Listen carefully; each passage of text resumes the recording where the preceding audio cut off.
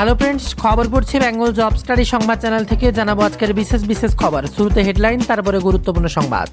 একের পর এক পরিস্থিতি উত্তেজনা। এবার অভিষেক বন্দ্যোপাধ্যায়কে সোনারপুর যেতে এবার ডিম ছুঁড়ে মারল চোর চোর স্লোগান। একের পর এক পাথর এবং ইটের বৃষ্টি, আর তাতেই হামলাতে বিভৎস অবস্থা।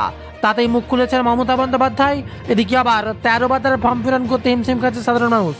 কিছুটা স্বস্তি হবে, কিছুটা সহজ হবে বলে বার্তা দিচ্ছেন একের পর এক নেতামন্ত্রী। তবে সমস্ত কিছু পরিস্থিতি বাংলার যেন এখনও টালমাটাল হয়ে রয়েছে। এমনই সময় আরও বিরাট বড় খবর সামনে উঠে আসে। তবে তার আগে দেখে নিন সেই ফুটেজ, অভিষেক বন্দ্যোপাধ্যায়ের উপর কিভাবে হামলা হলো। সরাসরি লাইভ ফুটেজ দেখতে পাচ্ছেন আমাদের চ্যানেলের পক্ষ থেকে।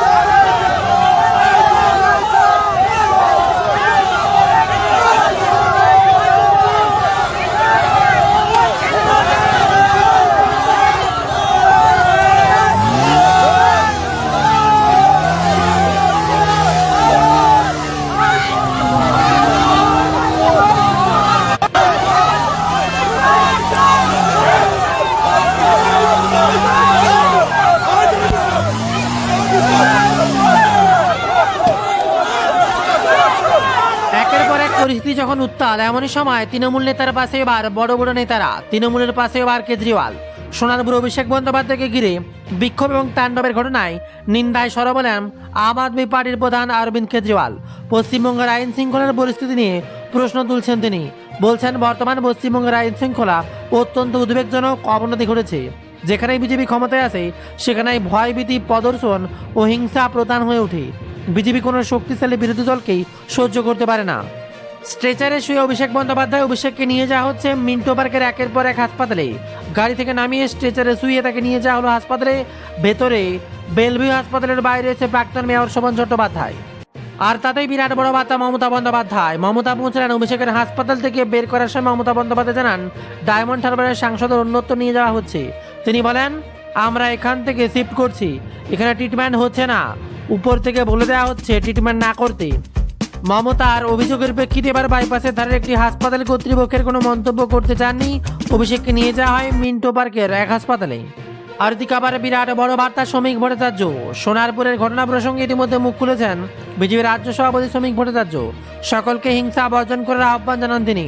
শ্রমিক বলেন, পুলিশ কেন নেই সেটা তো আমি বলতে পারি না, আমি তো দলের প্রতিনিধি, সেটা পশ্চিমবঙ্গ রাজ্য সরকার বলতে পারবে। তৃণমূল আমাদের কর্মীদের সঙ্গে যে অত্যাচার করেছে আমরা সংযত ছিলাম বলেই আজ তৃণমূল অক্ষত আছে। আর এবার মার খেয়ে কি বলেন অভিষেক বন্দ্যোপাধ্যায়, দু টুকরো হয়ে যেত আমার মাথা। বিরাট বার্তা অভিষেকের। সোনারপুরে বিজেপি কর্মীর বাড়ি থেকে অভিষেক বলেন, আমার মাথা দু টুকরো হয়ে যেত। আমার সঙ্গে 2-3 জন মহিলা সহকর্মী এসেছেন, তাদের লাথি মেরে রাস্তায় ফেলে দেওয়া হচ্ছে। এটা বাঙালির সংস্কৃতি। আমরা চোখে 7 বার অস্তপতা রয়েছে, ইট পাটকেল ছুঁড়ছে, চশমার অবস্থা দেখুন। বিজেপি যদি একই সঙ্গে জড়িত না থাকে তাহলে বিজেপি পদক্ষেপ করছে না কেন? আমি এই ঘটনাকে কেন্দ্র করে হাইকোর্টে যাব, সুপ্রিম কোর্টে যাব। বিরাট বার্তা এবার অভিষেক বন্দ্যোপাধ্যায়ের। আর এই ঘটনায় মুখ খুলছেন মমতা বন্দ্যোপাধ্যায়। সোনারপুরের ঘটনা নিয়ে মুখ খুললেন তৃণমূল নেত্রী মমতা বন্দ্যোপাধ্যায়। অভিষেককে ঘিরে বিক্ষোভ এবং তাণ্ডবের একটি ভিডিও তৃণমূলের সমাজ মাধ্যমে পোস্ট করেছেন। আর সেই ভিডিওটি তুলে ধরে সমাজ মাধ্যমে লেখেন, শাসকই এখন ঘাতক। অভিষেককে আক্রান্ত হওয়ার ঘটনায় ইতিমধ্যেই সরব হচ্ছে কংগ্রেস ও বিজেপি বিরোধী দলগুলি। কংগ্রেস সভাপতি মল্লিকার্জুন খাড়গে, সমাজবাদী পার্টির প্রধান অখিলেশ যাদব এই ঘটনায় নিন্দা জানিয়েছেন। তবে এই মুহূর্তে বিরাট বড় খবর সামনে উঠে আসছে। তৃণমূল সাংসদ অভিষেক বন্দ্যোপাধ্যায়কে এক্স ক্যাটাগরি নিরাপত্তা দেওয়ার সিদ্ধান্ত নিল পুলিশ। তৃণমূল নেতা অভিষেক বন্দ্যোপাধ্যায় এক্স ক্যাটাগরির সিকিউরিটি দেওয়ার সিদ্ধান্ত নিল রাজ্য পুলিশ। আগে তৃণমূল নেতা Z+ সিকিউরিটি পেতেন। সোনারপুর শনিবার আক্রান্ত হন অভিষেক, আর এরপরই এক্স ক্যাটাগরির নিরাপত্তা দেওয়ার সিদ্ধান্ত নেওয়া হয়। এবার থেকে তার সঙ্গে সবসময় থাকবেন 3 জন করে নিরাপত্তারক্ষী। খবর উঠে আসে, সোনারপুরের দলীয় কর্মীদের সঙ্গে দেখা করতে গিয়ে তুমুল বিক্ষোভের মুখে বলেন অভিষেক বন্দ্যোপাধ্যায়। মোটরসাইকেল সাওয়ার অভিষেক বন্দ্যোপাধ্যায়কে ঘিরে চোর চোর স্লোগান দিতে থাকেন বিক্ষোভকারীরা। অভিষেককে লক্ষ্য করে ছোড়া হয় ইট, জুতো, ডিম। কোনো মতো অভিষেককে উদ্ধার করে বের করে নিয়ে যাওয়ার চেষ্টা করে পুলিশ। ডিম, জুতো থেকে বাঁচতে অভিষেককে হেলমেটও পরিয়ে দেওয়া হয়। আর রাজ্য বিধানসভার নির্বাচনের পর এদিনেই প্রথম প্রকাশ্য কর্মসূচি বেরিয়েছিলেন অভিষেক বন্দ্যোপাধ্যায়। ভোট পরবর্তী হিংসায় আক্রান্ত কর্মীদের সঙ্গে দেখা করতে সোনারপুর দলীয় কর্মীদের সঙ্গে দেখা করতে চান অভিষেক। প্রথমে কামাল গাড়ি মোড়ের কাছে অভিষেকের গাড়ি থামতেই তাকে কালো পতাকা দেখিয়ে চোর চোর স্লোগান দেওয়া হয়। এরপর সোনারপুরে দলীয় কর্মীদের বাড়িতে পৌঁছে গিয়ে নেমে এক দলীয় কর্মীর মোটরসাইকেলে ওঠেন অভিষেক বন্দ্যোপাধ্যায়। মোটরসাইকেল কিছুটা এগোতে অভিষেক বন্দ্যোপাধ্যায়কে ঘিরে ধরেন বিক্ষোভকারীরা। পরিস্থিতি এমন হয় যে ভিড় ঠেলে এগোতে পারছিলেন না মোটরসাইকেলে। এমনই সময় অভিষেককে নিয়ে মোটরসাইকেলে বের করে নিয়ে যাওয়ার চেষ্টা করে নিরাপত্তারক্ষী এবং পুলিশ কর্মীরা, কিন্তু ভিড় ঠেলে মোটরসাইকেলে এগোতে পারেনি। আর তারপরে এমন কাণ্ড ঘটে যায়।